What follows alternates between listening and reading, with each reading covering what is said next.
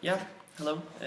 We have a short analysis of the book Animal Farm, and the points we would like to focus on are known as the readjustment of rations, as communicated by Squealer, and we have a little short explanation of the incident, as you can see on page 38 and 39. It starts off with the pig saying that they need apples and milk because they are smarter and therefore needed to survive, I think. And I quote on page 38, "Comrades," he cried, "you do not imagine, I hope, that we pigs are doing this in a spirit of selfishness and privilege. Many of us actually dislike milk and apples. I dislike them myself. Our sole object in taking these things is to preserve them. Milk and apples, and this has been proved by science, comrades, contain substance absolutely necessary to the well-being of a pig. We pigs are brain workers. The whole management and organization of this farm depends on us. Day and night we are watching over your welfare. It is for your sake that we drink the milk and eat those apples. Do you know what would happen if we pigs failed in our duty? Jones would come back. Yes, Jones would come back.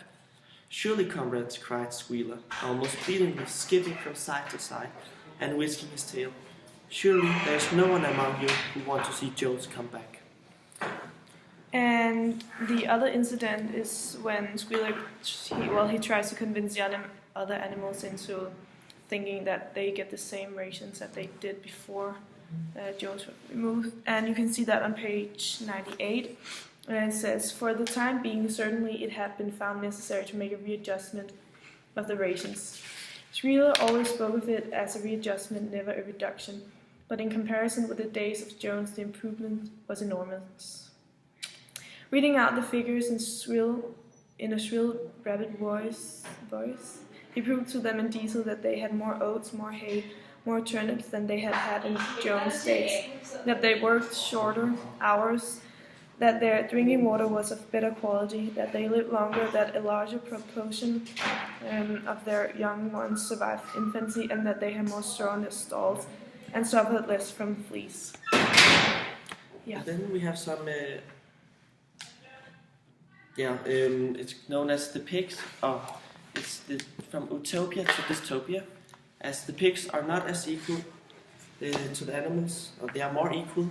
In the beginning and later on in the book, they actually become less equal. They earn more than the other animals, they eat more, they have larger rations, and have reduced the other animals' rations, giving them more power. And